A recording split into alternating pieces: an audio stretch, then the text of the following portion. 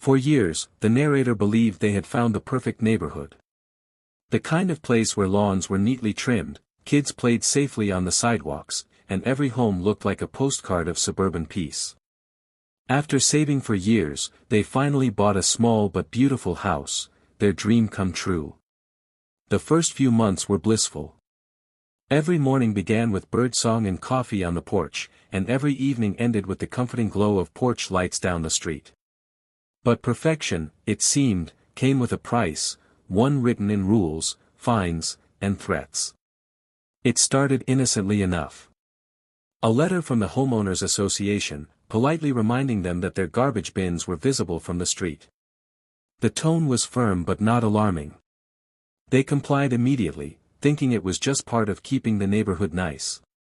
Then came another letter, this time about the color of their mailbox. Then another about the unauthorized garden gnome placed near the front steps. It almost felt laughable. Almost. Soon, the letters turned from polite reminders into warnings. The HOA claimed the homeowner's lawn was 1.5 inches too long. They cited supposed violations of community aesthetics. They even demanded the removal of a small shed built in the backyard, a structure the previous owner had received approval for years ago. At first, the narrator thought it was a simple misunderstanding. They wrote back, asking for clarification. But no reply came, only another notice, this one threatening a $250 fine and possible legal action if the violations weren't corrected. Then came the whispers. Neighbors who once waved every morning now looked away. A board member, a woman known around the block as the Queen of the HOA, seemed to take a particular interest in their home. She would slow her car whenever she passed, taking photos and scribbling notes on a clipboard. The message was clear, they were being watched. As weeks passed, frustration turned into anxiety. The narrator began to dread checking the mailbox. Every letter felt like an attack, a reminder that their peace was slipping away. They tried to comply with every demand, but the rules kept changing. Each time they fixed one issue, another violation appeared. It was endless. One day, a final letter arrived, bold red ink across the top reading, "Final Notice." The HOA claimed the homeowner had failed to maintain their property to community standards, and would face escalating fines and potential foreclosure if the matter was not resolved. The amount owed? $3,800. That night, sitting alone at the kitchen table, the narrator realized this was no longer about lawn height or mailbox color. It was about control. The HOA wasn't protecting the neighborhood, they were targeting them. And for reasons unknown, they had become the board's next victim. As they looked out the window, the quiet streets no longer felt peaceful. Every porch light looked like an eye watching them. Every shadow felt like judgment. The dream home had become a battlefield, and they were losing ground fast. But something inside shifted. They wouldn't be bullied into submission. They wouldn't let a group of self-important neighbors destroy the life they'd built. The next morning, instead of hiding from the mailbox, they opened their laptop and began to dig into HOA laws, past board rulings, and neighborhood records. What they discovered made their blood run cold. The Queen of the HOA had been involved in multiple disputes with homeowners in the past, many of whom mysteriously moved out after violations stacked up. Fines, liens, foreclosures, it was a pattern. She had turned her volunteer board position into a weapon of power, preying on anyone who didn't bow to her authority, but this time, she had chosen the wrong person. The narrator decided right then, they would fight back. Hard. They gathered documents, took photos, and made copies of every letter. They contacted former homeowners, searching for anyone who had faced the same harassment. The more they uncovered, the more determined they became. They weren't just defending their home, they were exposing a corrupt system. The neighborhood still looked quiet on the surface, but beneath the calm lawns and trimmed hedges, a storm was brewing. A confrontation was coming, one that would shake the HOA to its core. The narrator didn't know how far it would go, or what it might cost them. But one thing was certain, this battle was just beginning. And the next move would be theirs. The next morning, determination replaced fear. The narrator, once an ordinary homeowner just trying to keep their lawn tidy, became a quiet investigator. They started with the HOA's bylaws, a dense, confusing document written in legal jargon that few residents had ever bothered to read. But buried within those pages were loopholes, contradictions, and, most importantly, limits to the HOA's power. The first discovery was shocking. The HOA didn't actually have the legal authority to issue some of the fines they'd been sending. Several of the violations cited were unenforceable, outdated, or even fabricated. Many required formal approval from the entire board, not just the so-called queen of the HOA acting alone. That night, the narrator made copies of every rule, highlighted the inconsistencies, and began building a case. They created folders, physical and digital, containing every letter, every photograph, and every receipt proving compliance. They even started recording their property with a security camera, documenting that no real violations existed. Soon, they realized they weren't the only one. A quiet conversation with a neighbor at the mailbox revealed a pattern. Others had been targeted too, fined for invisible weeds, warned for noise violations that never happened, even threatened for parking on their own driveways. The queen had been running the HOA like her personal kingdom, backed by a few loyal board members who benefited from her control. Within days, whispers turned into meetings. Small, cautious gatherings in living rooms and garages. Homeowners began sharing stories, comparing letters, and realizing how deep the manipulation went. Some had lost thousands of dollars. Others had nearly lost their homes. The narrator became the unofficial leader of this quiet resistance. With each revelation, they grew bolder. They drafted an official complaint letter to the County Housing Authority, outlining the abuses of power and attaching documented evidence. They also contacted a local news reporter who had previously covered HOA corruption cases. But before they could send it, the HOA struck first.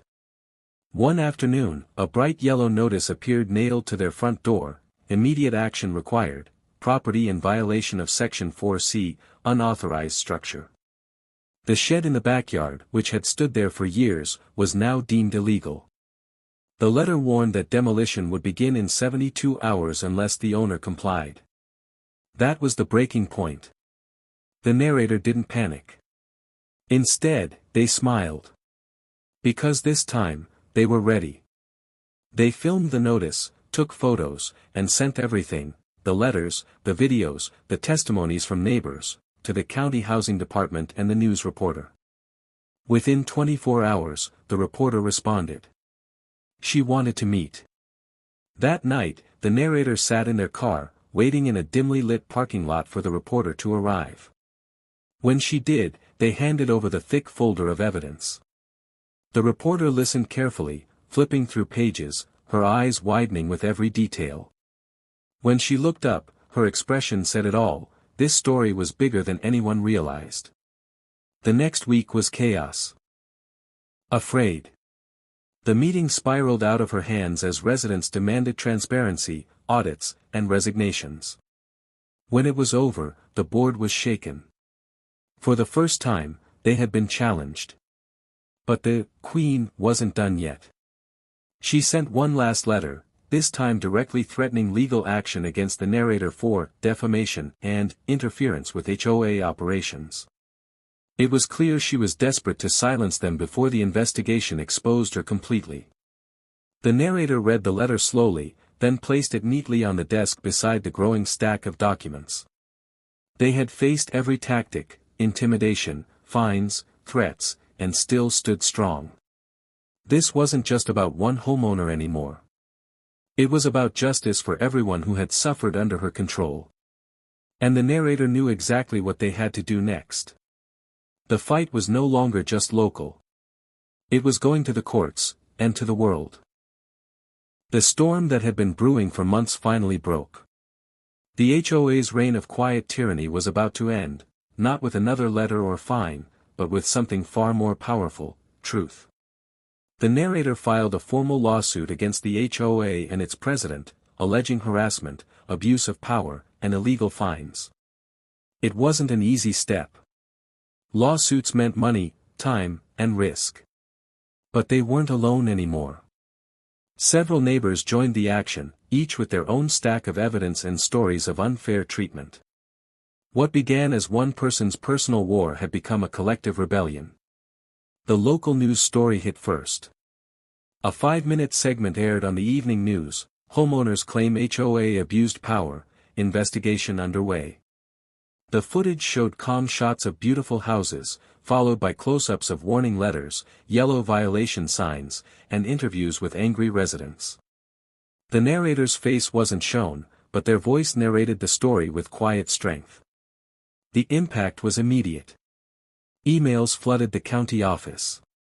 The HOA's phone lines jammed. Other local communities started coming forward with similar stories. The queen of the HOA, once confident and smug, was suddenly facing a wave of scrutiny. Then came the audit. The county ordered a full review of the HOA's finances. What they found was shocking. Thousands of dollars in maintenance fees and violation payments had been funneled into private accounts. Personal purchases, vacations, restaurant bills, even luxury furniture, had been paid for with HOA funds. The queen denied everything, claiming it was a bookkeeping error. But the evidence was undeniable. The once feared ruler of the neighborhood was now the subject of an official fraud investigation.